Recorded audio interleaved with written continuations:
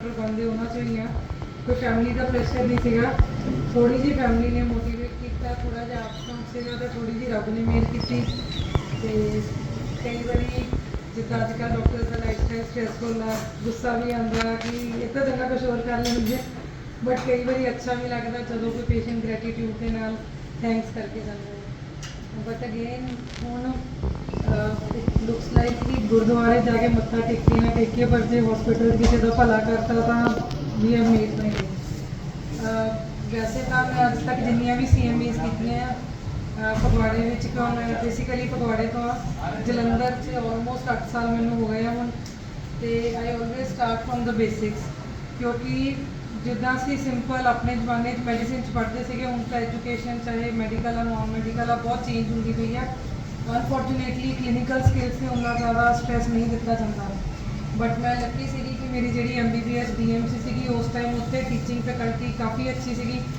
MD merit तो सी government hospitals facilities नहीं होंगी तो क्लिनिकल स्किल्स से ज़्यादा स्ट्रैस दिता जाता ईको किसी किसी पेशेंट का होंगे पहला हार्ट ऑस्कलटेट करके मरमर सोचनी पैंदी सी किहड़ी है CT किसी किसी का होंगे चैस्ट एग्जामिनेशन करके ही पता लगाना पैंदा सी कि फाइब्रोसिस है या कैविटी है उस तो बाद अगेन आई वॉज लकी कि कोलकाता जिथे कि पॉपूलेशन ज़्यादा होने करके कुछ पॉवर्टी होने करके गवर्नमेंट कॉलेजिस वर्कलोड बहुत ज़्यादा होंगे तो जो भी असी अपने कॉमनली कम्यूनिटी में नेफ्रोलॉजी के केसिस देखते हैं तो clinical experience was quite good but वो रहा कि सारिया चीज़ा नहीं मिलदियाँ कि जी एडवांसड क्रिटिकल केयर सी जिदा हाई एंड अजकल वेंटीलेटर केयर वगैरह हैगी आ वो थोड़ा जहा हथ कमज़ोर रह गया बट एक्चुअली आप कोई भी चीज़ सारा कुछ नहीं कर सकते बट मैनू स्टिल बेसिक्स के नाल जुड़िया रहना चंगा लगता है बिकॉज 90% जी साड़ी आबादी हैगी है हले भी वो हाई एंड ट्रीटमेंट अफोर्ड नहीं कर सकती हैगी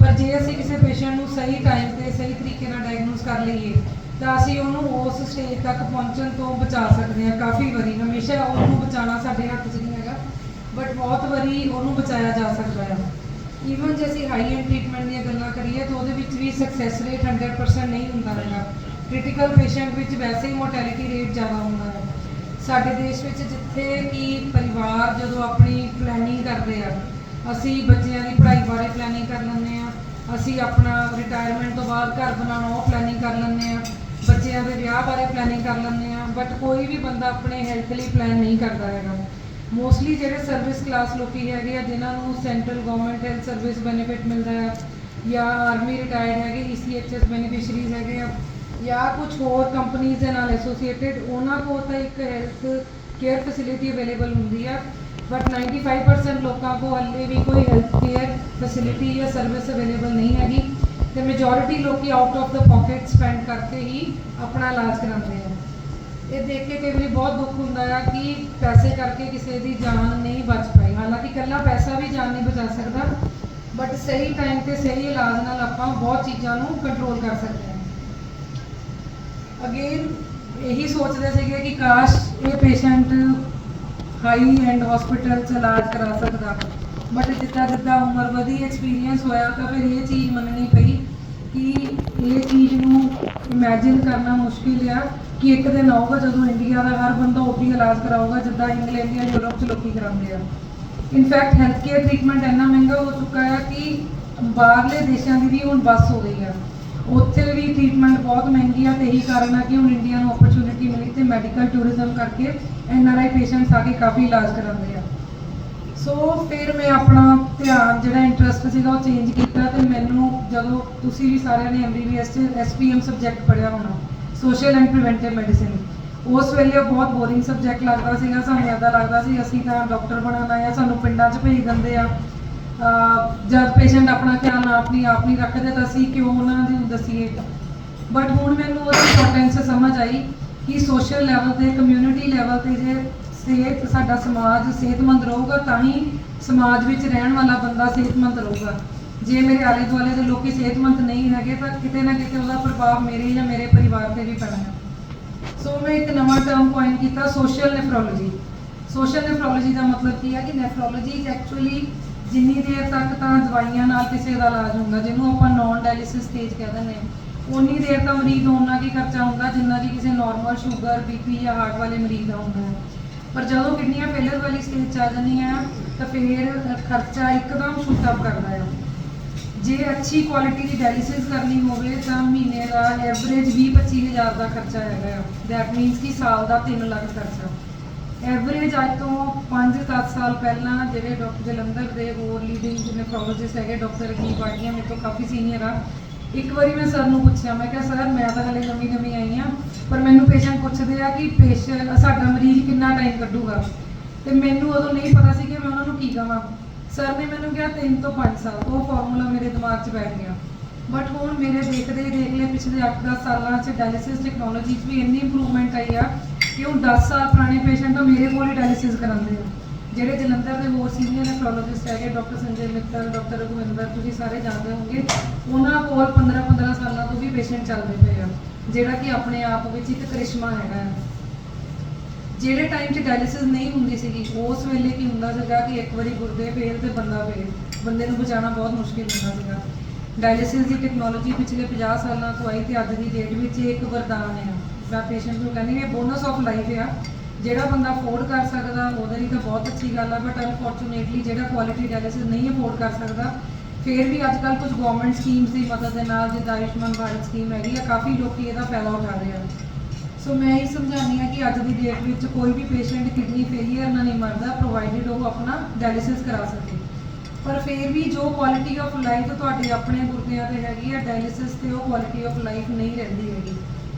ਫਿਰ ਮੈਂ ਹਿਸਾਬ ਕਿਤਾਬ ਲਾਇਆ, ਖਰਚਾ, ਟਾਈਮ ਕਿੰਨਾ, ਕਿ ਕਿਹੜੀ ਸਟੇਜ ਤੇ ਪੇਸ਼ੈਂਟ ਆਊਗਾ, ਤੇ ਮੈਂ ਇਹ ਕੱਢਿਆ ਕਿ ਜੇ ਮੇਰੇ ਕੋਲ ਕਿਡਨੀ ਸਟੇਜ 5 ਵਾਲਾ ਪੇਸ਼ੈਂਟ ਆ ਗਿਆ ਤੇ ਮੈਂ ਆਪਣੀ ਅੱਛੀ ਮੈਨੇਜਮੈਂਟ ਐਜੂਕੇਸ਼ਨ ਦੇ ਨਾਲ ਪੇਸ਼ੈਂਟ ਨੂੰ ਕਾਉਂਸਲ ਕਰਕੇ ਉਹਦੇ 3 ਤੋਂ 5 ਸਾਲ ਵੀ ਵਧੀਆ ਕੱਢਦੇ। 3 ਤੋਂ 5 ਸਾਲ ਵੀ ਮੈਂ ਉਹਦੀ ਡਾਇਲਿਸਿਸ ਡਿਲੇ ਕਰਤੀ। That means I have done my job, ਕਿਉਂਕਿ ਉਹ ਡਾਇਲਿਸਿਸ ਕਰਾ ਕੇ ਵੀ ਉਹਨੇ ਇੰਨਾ ਟਾਈਮ ਕੱਢਣਾ ਸੀ ਤੇ ਮੈਂ ਬਿਨਾਂ ਡਾਇਲਿਸਿਸ ਤੋਂ 3 ਤੋਂ 5 ਸਾਲ ਕੱਢਤੇ। And I tile my patient, ਜਿਹੜੇ ਹੁਣ ਵੀ ਕਈ ਵਾਰੀ ਕ੍ਰੀਏਟਿਨਿਨ 7-8 ਤੇ ਆਉਂਦੇ ਆ, ਵਧੀਆ ਚੱਲਦੇ ਆ, ਕੋਈ ਯੂਰੀਮਿਕ ਸਿੰਪਟਮ ਨਹੀਂ ਹੈਗੇ, ਫਿਰ ਮੈਂ ਉਹਨਾਂ ਨੂੰ ਕਹਿੰਦੀ ਜੀ ਤੁਹਾਡੇ ਤੇ ਰੱਬ ਦੀ ਮਿਹਰ ਆ, ਤੁਸੀਂ ਹਿਸਾਬ ਲਾ ਲਓ, ਤੁਸੀਂ ਸਾਲ ਵਧੀਆ ਕੱਢ ਲਿਆ, ਤੁਸੀਂ ਆਪਣਾ 3 ਲੱਖ ਰੁਪਇਆ ਬਚਾ ਲਿਆ। ਐਂਡ ਉਹ ਪੇਸ਼ੈਂਟ ਨੂੰ ਮੋਟੀਵੇਟ ਕਰਦਾ ਹੈ। ਠੀਕ, ਫਿਰ ਜਦ ਆਪਾਂ ਕਿਡਨੀ ਦੀ ਗੱਲ ਕਰਦੇ ਹਾਂ ਤਾਂ ਕਿਡਨੀ ਦੀ ਗੱਲ ਹੁੰਦੀ ਸਭ ਤੋਂ ਪਹਿਲਾਂ ਸਾਡੇ ਦਿਮਾਗ 'ਚ ਆਉਂਦੀ ਹੈ ਡਾਇਬਟੀਜ਼, ਕਿਉਂਕਿ ਡਾਇਬਟੀਜ਼ ਸਾਡੀ ਕਮਿਊਨਿਟੀ 'ਚ ਖਾਸ ਕਰਕੇ ਬਹੁਤ ਵੱਧਦੀ ਪਈ ਆ। ਇੱਕ ਟਾਈਮ ਹੁੰਦਾ ਸੀਗਾ ਜਦੋਂ ਉਹ ਮਿਡਲ ਏਜ ਤੋਂ ਬਾਅਦ ਸ਼ੁਰੂ ਹੁੰਦੀ ਸੀਗੀ, ਬਟ ਅਨਫੋਰਚੂਨੇਟਲੀ ਅੱਜ ਦੀ ਡੇਟ ਵਿੱਚ ਸਾਡਾ ਲਾਈਫ ਸਟਾਈਲ ਗਲਤ ਹੋਣ ਕਰਕੇ ਸਕੂਲ ਦੇ ਬੱਚਿਆਂ ਵਿੱਚ ਵੀ ਟਾਈਪ 2 ਡਾਇਬਟੀਜ਼ ਡਾਇਗਨੋਸ ਹੋਣੀ ਸ਼ੁਰੂ ਹੋ ਗਈ ਆ। ਸੋ ਜੇ ਮੈਂ ਕਿਡਨੀ ਦੀਆਂ ਪ੍ਰੋਬਲਮਸ ਨੂੰ ਬਚਾਉਣਾ ਚਾਹੁੰਦੀ ਹਾਂ ਤਾਂ ਮੈਨੂੰ ਡਾਇਬਟੀਜ਼ ਨੂੰ ਬਚਾਉਣਾ ਚਾਹੀਦਾ ਹੈ। ਬਟ ਅਨਫੋਰਚੂਨੇਟਲੀ ਅਗੇਨ ਜਦ ਤੱਕ ਪੇਸ਼ੈਂਟ ਮੇਰੇ ਤੱਕ ਪਹੁੰਚਦਾ ਆ, ਉਹਦਾ ਕਿਡਨੀ ਤਾਂ ਖਰਾਬ ਹੋ ਚੁੱਕੀ ਹੁੰਦੀ ਆ, ਬਟ ਕਿਡਨੀ ਦੇ ਨਾਲ ਨਾਲ ਡਾਇਬਟੀਜ਼ ਦਾ ਜਿਹੜਾ ਨੁਕਸਾਨ ਆ ਸਰੀਰ ਦੇ ਬਾਕੀ ਹਿੱਸਿਆਂ ਤੇ ਵੀ ਹੋ ਚੁੱਕਾ ਹੁੰਦਾ ਹੈ। ਅਫਕੋਰਸ ਮੈਂ ਉਹਨਾਂ ਨੂੰ ਕਾਉਂਸਲ ਕਰਦੀ ਹਾਂ, ਬਟ ਮੈਨੂੰ ਲੱਗਦਾ ਕਿ ਜੇ ਇਸ ਬੰਦੇ ਨੂੰ ਪਹਿਲੇ ਦਿਨ ਦੱਸ ਦਿੱਤਾ ਗਿਆ ਹੁੰਦਾ ਕਿ ਵੀ ਸ਼ੂਗਰ ਦਾ ਖਿਆਲ ਰੱਖ, ਅੱਗੇ ਜਾ ਕੇ ਤੇਰੀ ਨਿਗਾਹ ਕਮਜ਼ੋਰ ਹੋ ਸਕਦੀ ਆ, ਤੇਰੇ ਪੈਰਾਂ ਦੀਆਂ ਨਸਾਂ ਕਮਜ਼ੋਰ ਹੋ ਜਾਣੀਆਂ, ਤੇਰੇ ਗੁਰਦੇ ਖਰਾਬ ਹੋ ਜਾਣੇ ਆ, ਤੈਨੂੰ ਹਾਰਟ ਫੇਲੀਅਰ, ਹਾਰਟ ਅਟੈਕ ਹੋਣਾ, ਤਾਂ ਸ਼ਾਇਦ ਜੇ 100 ਚੋਂ 100 ਲੋਕੀ ਗੱਲ ਨਾ ਵੀ ਮੰਨਦੇ, 10-20% ਲੋਕੀ ਗੱਲ ਮੰਨਦੇ, ਤਾਂ ਅਸੀਂ ਕਿੰਨਾ ਜਿਹੜਾ ਲਾਸ ਟੂ ਲਾਈਫ ਐਂਡ ਜਿਹੜੀ ਆਪਾਂ ਖਰਚਾ ਕਰਦੇ ਉਹ ਤੋਂ ਬਚਿਆ ਜਾ ਸਕਦਾ ਸੀਗਾ। ਸੋ ਕਿਉਂਕਿ ਬੇਗੋਵਾਲ ਤੇ ਡਾਕਟਰ ਸਾਹਿਬ ਦਾ ਹਸਪੀਟਲ ਹੈਗਾ ਆ, ਤੇ ਸਾਡੇ ਏਰੀਆ ਜਿਹੜਾ ਹਸਪੀਟਲ ਤੋਂ ਕਾਫੀ ਬੇਗੋਵਾਲ ਸੁਲਤਾਨਪੁਰ ਤੋਂ ਪੇਸ਼ੈਂਟ ਆਉਂਦੇ ਆ।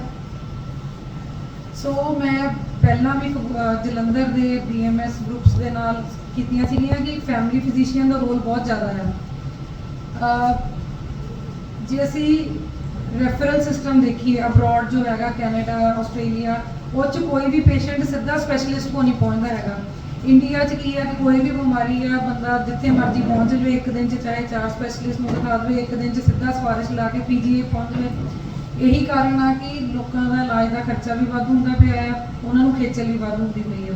ਪਰ ਜੇ ਇੱਕੋ ਪ੍ਰੋਪਰ ਚੈਨਲ ਨੂੰ ਫੋਲੋ ਕਰਨ ਤਾਂ ਉਹਦੇ 'ਚ ਪੇਸ਼ੈਂਟ ਲਈ ਵੀ ਲੌਂਗ ਟਰਮ ਬੈਨੀਫਿਟ ਆ। ਉਹ ਕਿੱਦਾਂ ਹੈ ਉਹ ਅਸੀਂ ਪ੍ਰੈਜੈਂਟੇਸ਼ਨ 'ਚ ਡਿਸਕਸ ਕਰਾਂਗੇ।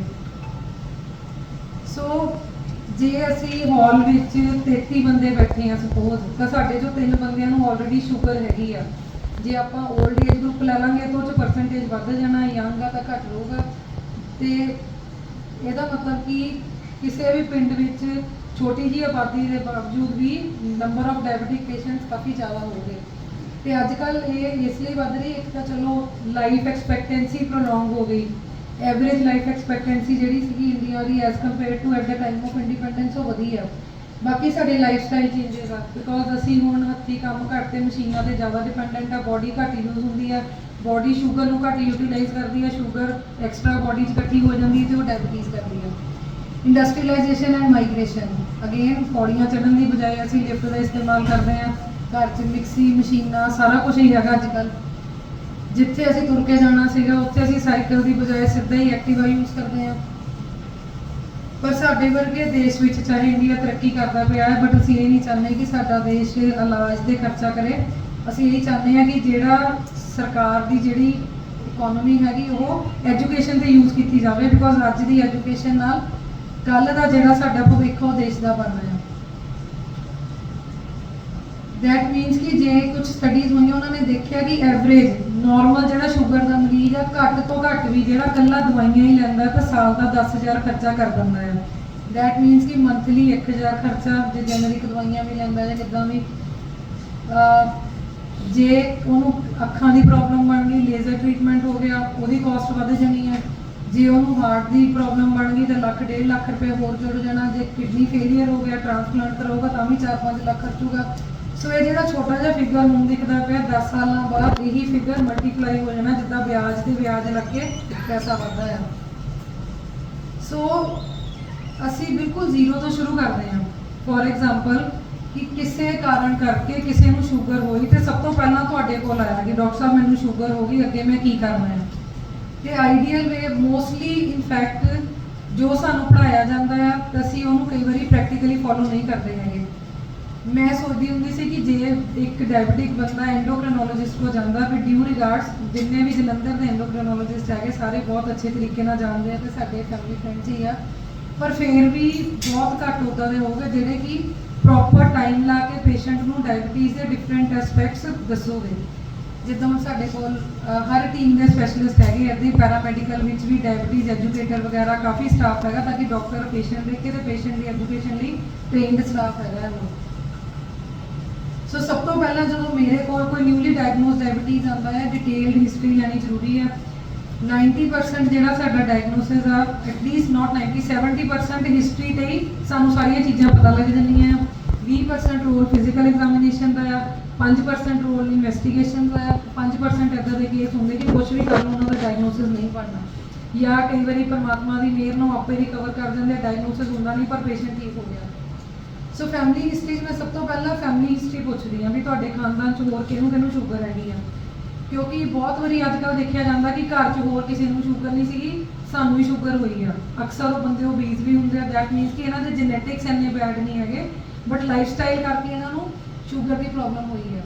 ਬਰਥ ਵੇਟ ਦੀ ਕੀ ਇੰਪੋਰਟੈਂਸ ਹੈ, ਜਿੱਥੇ ਕਿਤੇ ਕਿਸੇ ਨੂੰ ਯਾਦ ਆ, ਹਰ ਬੰਦੇ ਨੂੰ ਆਪਣਾ ਬਰਥ ਵੇਟ ਨਹੀਂ ਯਾਦ ਹੋਊਗਾ, ਪਰ ਜਿਹੜੇ ਬੱਚਿਆਂ ਦਾ ਬਰਥ ਵੇਟ 3.5 ਕਿਲੋ ਤੋਂ ਜ਼ਿਆਦਾ ਆ ਉਹਨਾਂ ਨੂੰ ਫਿਊਚਰ 'ਚ ਵੀ ਡਾਇਬਟੀਜ਼ ਹੋਣ ਦੀ ਟੈਂਡੈਂਸੀ ਰਹਿੰਦੀ ਹੈ। ਇੱਥੇ ਜਿਹੜੇ ਵੈਰੀ ਲੋ ਬਰਥ ਵੇਟ ਬੇਬੀ ਆ 2.5 ਕਿਲੋ ਤੋਂ ਘੱਟ, ਉਹਨਾਂ 'ਚ ਵੀ ਅੱਗੇ ਜਾ ਕੇ ਕਿਡਨੀ ਦੀ ਪ੍ਰੋਬਲਮ ਜਾਂ ਸ਼ੂਗਰ ਦੀ ਪ੍ਰੋਬਲਮ ਹੋਣ ਦਾ ਚਾਂਸ ਥੋੜ੍ਹਾ ਜਿਹਾ ਵੱਧ ਜਾਂਦਾ। ਦੈਟ ਮੀਨਸ ਕਿ ਬੱਚਾ ਪੈਦਾ ਹੋਇਆ ਉਦੋਂ ਤੋਂ ਸਾਡੀਆਂ ਬਿਮਾਰੀਆਂ ਨਿਰਭਰ ਨਹੀਂ ਕਰਦੀਆਂ, ਜਦੋਂ ਬੱਚਾ ਕਨਸੀਵ ਹੋਇਆ ਮਾਂ ਦੇ ਪੇਟ ਵਿੱਚ ਹੀ ਉਹਦੀ ਫਿਜ਼ੀਓਲੋਜੀ ਕਿੱਦਾਂ ਚੱਲਦੀ ਵੀ ਉੱਤੇ ਡਿਟਰਮਿਨ ਕਰ ਸਕਦੇ ਹਾਂ। ਦੈਟ ਮੀਨਸ ਕਿ ਜੇ ਆਪਾਂ ਪ੍ਰੀਵੈਂਸ਼ਨ ਤੇ ਫੋਕਸ ਕਰਨਾ ਤਾਂ ਜਦੋਂ ਕੋਈ ਲੇਡੀ ਕਨਸੀਵ ਕਰਦੀ ਆ ਉਹਦੀ ਆਪਣੀ ਹੈਲਥ ਕਿੱਦਾਂ ਦੀ ਉੱਤੇ ਡਿਪੈਂਡ ਕਰਦੀ ਹੈ ਕਿ ਅੱਗੇ ਜਨਰੇਸ਼ਨ ਦੀ ਹੈਲਥ ਕਿੱਦਾਂ ਰਹਿਣੀ ਆ। ਜੈਸਟੇਸ਼ਨਲ ਡਾਇਬਟੀਜ਼ ਅਗੇਨ ਅੱਜ ਕੱਲ੍ਹ ਮੈਰਿਜਸ ਲੇਟ ਏਜ 'ਤੇ ਹੁੰਦੀਆਂ, ਲੇਟ ਏਜ 'ਤੇ ਕੰਸੈਪਸ਼ਨ ਹੁੰਦੀਆਂ ਤੇ ਜੈਸਟੇਸ਼ਨਲ ਡਾਇਬਟੀਜ਼ ਦਾ ਇੰਸੀਡੈਂਸ ਵੀ ਵੱਧਦਾ ਪਿਆ ਆ।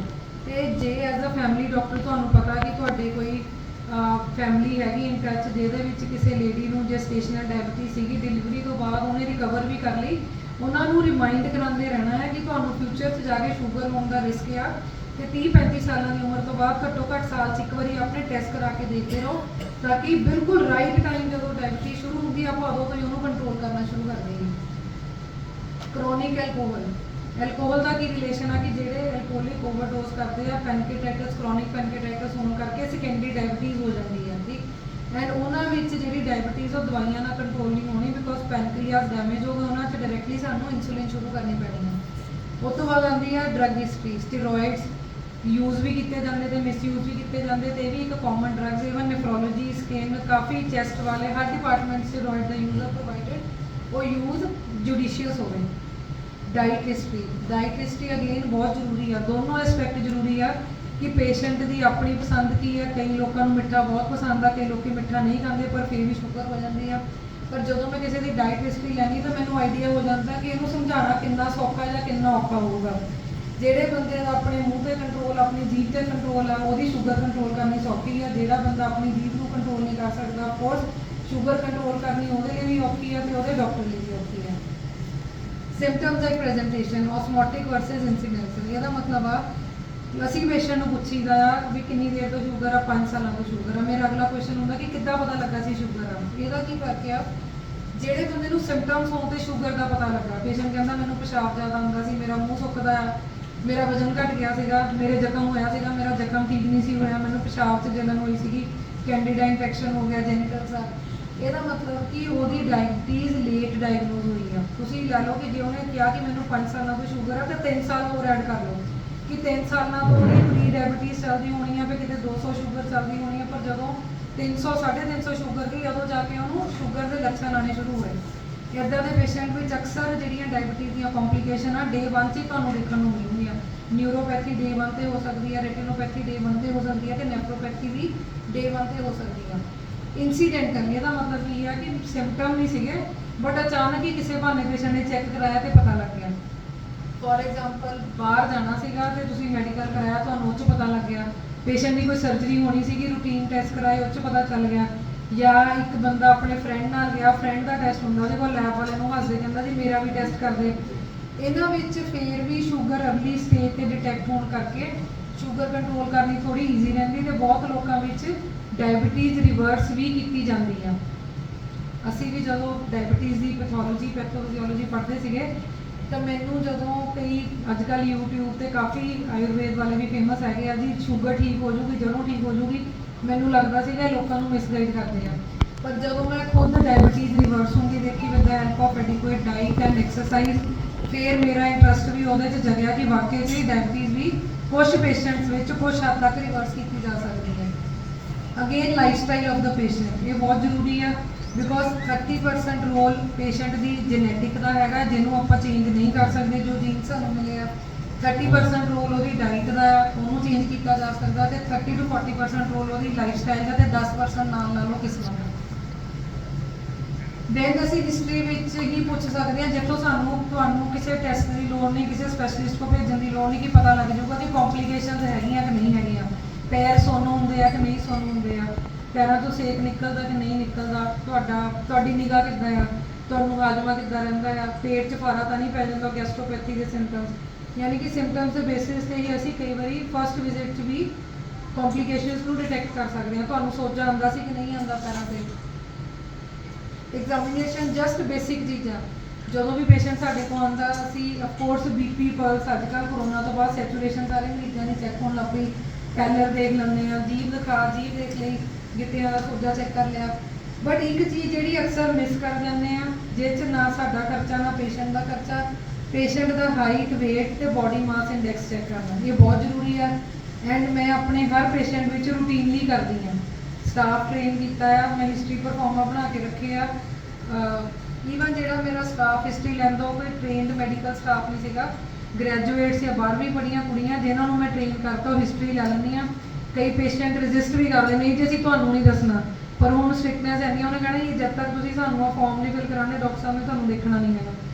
ਉਹੀ ਪੇਸ਼ੈਂਟ ਦਾ BP ਪਲਸ ਵੀ ਲੈ ਦਿੰਦੀ ਹਾਂ ਡਿਜੀਟਲ BP ਦੇ ਨਾਲ, ਉਹੀ ਪੇਸ਼ੈਂਟ ਦਾ ਹਾਈਟ, ਵੇਟ, ਅੱਜ ਕੱਲ੍ਹ ਸੌਫਟਵੇਅਰ ਹੈਗੇ ਆ, BMI ਵੀ ਕੈਲਕੂਲੇਟ ਹੋ ਜਾਂਦਾ, ਆਈਡੀਅਲ ਬੋਡੀ ਵੇਟ ਵੀ ਕੈਲਕੂਲੇਟ ਹੋ ਜਾਂਦਾ, ਤੇ ਪੇਸ਼ੈਂਟ ਨੂੰ ਫਿਰ ਅਸੀਂ ਸ਼ੋਅ ਕਰੀਦਾ ਵੀ ਤੁਹਾਡਾ ਬੋਡੀ ਵੇਟ ਆਈਡੀਅਲ ਆ, ਤੁਹਾਡਾ ਕੱਦ ਦੇ ਹਿਸਾਬ ਨਾਲ ਵਜ਼ਨ 70 ਕਿਲੋ ਚਾਹੀਦਾ ਸੀ, ਹਲੇ 92 ਕਿਲੋ, ਹੌਲੀ ਹੌਲੀ ਆਪਣਾ ਵਜ਼ਨ ਘਟਾਓ। ਠੀਕ। Encourage the patient to maintain weight within body mass index. Again ਜੇ ਤੁਸੀਂ ਸ਼ੂਗਰ ਕੰਟਰੋਲ ਕਰਨੀ ਆ ਤਾਂ ਪਹਿਲਾ ਸਟੈਪ ਆਹੀ ਆ। ਹੁਣ ਜਿੰਨੀਆਂ ਵੀ ਤੁਸੀਂ ਫਾਰਮਾ ਸਪੌਂਸਰਡ ਕਾਨਫਰੰਸਿਸ ਦੇਖੀਆਂ ਡਾਇਬਟੀਜ਼ ਦੇ, ਉੱਥੇ ਪੂਰੇ ਦਾ ਪੂਰਾ ਧਿਆਨ ਦਵਾਈਆਂ 'ਤੇ ਦਿੱਤਾ ਹੁੰਦਾ, ਚਾਹੇ ਮੈਟਫੋਰਮਿਨ, ਗਲਿਮੀਪ੍ਰਾਈਡ, ਉਹ ਸਾਰੇ ਥੋੜ੍ਹੇ ਆਊਟਡੇਟਡ ਹੋ ਗਏ, ਪਰ ਜਿਹੜੇ ਨਵੇਂ ਬ੍ਰਾਂਡ ਆਉਂਦੇ ਪਏ ਆ। ਬਟ ਜਿੰਨੀ ਮਿਹਨਤ ਅਸੀਂ ਦਵਾਈਆਂ 'ਤੇ ਕਰਦੇ ਹਾਂ, ਜੇ ਉਨੀ ਮਿਹਨਤ ਡਾਈਟ 'ਤੇ ਕਰੀਏ ਤਾਂ 30% ਪੇਸ਼ੈਂਟ ਦੀ ਦਵਾਈ ਦਾ ਲੋਡ ਘੱਟ ਸਕਦਾ ਐਂਡ ਰਿਸਕ ਸਾਈਡ ਇਫੈਕਟ ਕੋਈ ਨਹੀਂ ਆਉਣਗੇ। ਦੂਜੀ ਜਿਹੜੀ ਇੰਪੋਰਟੈਂਟ ਚੀਜ਼ ਹੁੰਦੀ ਹੈ ਹਿਪ ਵੇਸਟ ਰੇਸ਼ੀਓ, ਇਹਦੇ ਨਾਲ ਆਪਾਂ ਅਬਡੋਮੀਨਲ ਓਬੇਸਿਟੀ ਡਿਫਾਈਨ ਕਰਦੇ ਹਾਂ। ਹੁਣ ਇਹਦੀ ਲੋੜ ਕਿਉਂ ਪਈ?